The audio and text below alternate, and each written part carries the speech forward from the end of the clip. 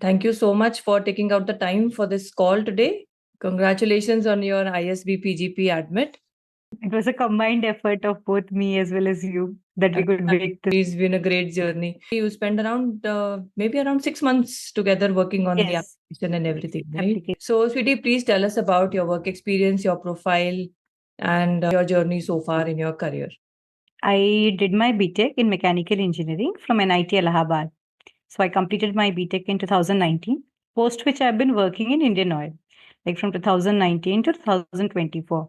So I had around 5.23 months of experience in Indian Oil. And I've been working in Indian Oil in the operations profile, and presently I'm working in the tendering department. So it was like I thought it was the right time that I wanted to move to the business side of business. So I thought that this is the perfect time to make that switch.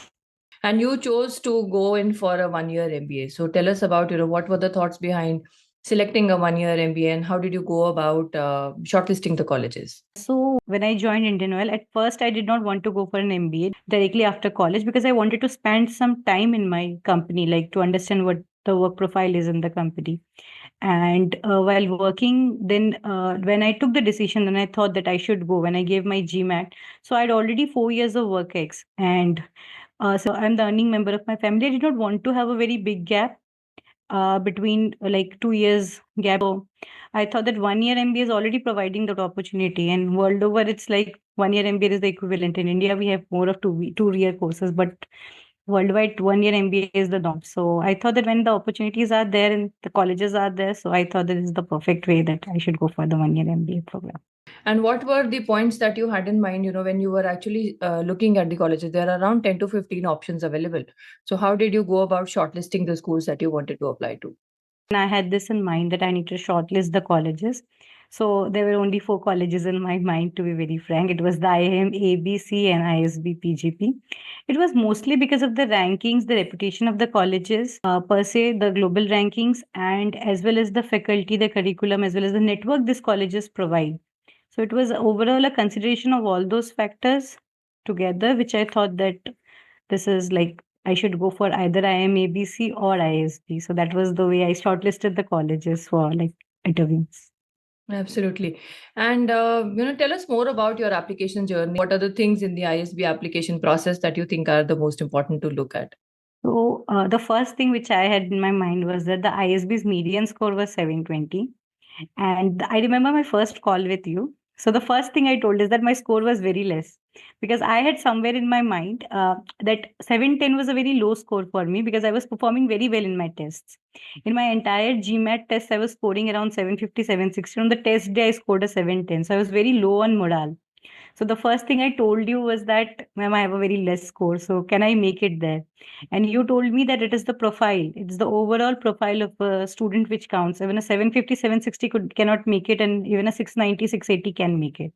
So it is the sum total of everything together. So that was the thing I kept in mind. The first thing which I believe is very important is the essays that you write. So we had a thorough time with the essays. Like we both really worked together. There were 3 essays, and the biggest thing I believe in writing the essays was that the form you gave us to fill.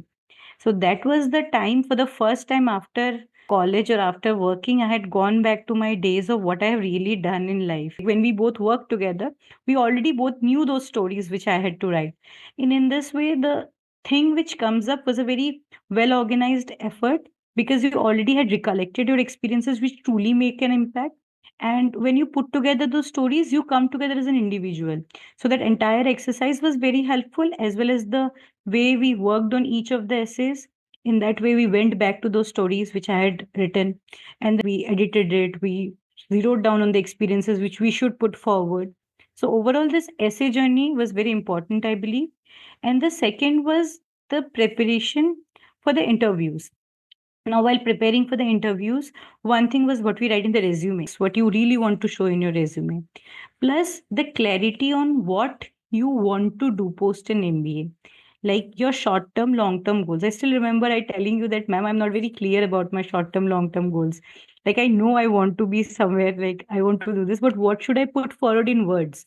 sometimes you all have a cluster of thoughts. So what I had was a lot of thoughts in my mind, but to articulate it and put it in a 2-minute interview answer, that you don't bore the interviewers as well as you put your point forward. Like you write the correct answer, you tell them the correct thing which you want to tell. So that thing was what I believe in this journey, which like you helped me a lot in this thing, that how to like streamline those answers, how to like in your work experience, when you work for 5 6 years or even longer than that, you have a lot of experiences to tell.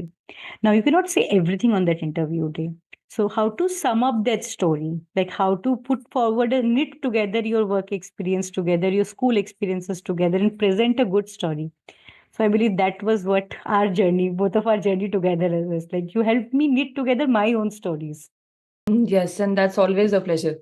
Great. So, now that you are going forward to your MBA program, are there any things that you are preparing for the MBA journey, as well as any insights that you want to share, with the future MBA applicants with similar experience as yours? So presently, while preparing, I was thinking of doing certain certification programs. So since I am now idle, I'm then going for some like advanced Excel courses, advanced PowerPoint courses, Power BI, as well as I'm also thinking of taking a PMP certification. So if I get the time in this 3 months, I can prepare and I'll look forward to taking a PMP certification as well. So overall, I'm reading some books, preparing myself for that journey. And other than that, for future applicants of the oil and gas industry or any other professional, what I believe is that when you work in a corporation for 2 years, for 3 years, for 5 years, each one of us has a story to tell. It's all about how you, it's like you have a story A and you want an MBA admit or a like admit C. So it's your B, the college will fit for you. So you need to find where that college and where you both together working together will make you the best fit for that college. So in this journey, when you prepare an application, be it your essays, be it your resume, be it your interview, it's all about summing up that experience together, that you come together as a very original, authentic individual. You don't need to take up somebody else's story. Your own life has got lots of stories. Nobody's life is without challenges. So you just need to put up your challenges well. You need to put up your learnings well, and it to show how you are the best fit for the college. So I believe if you do that much, you are ready to get an admit.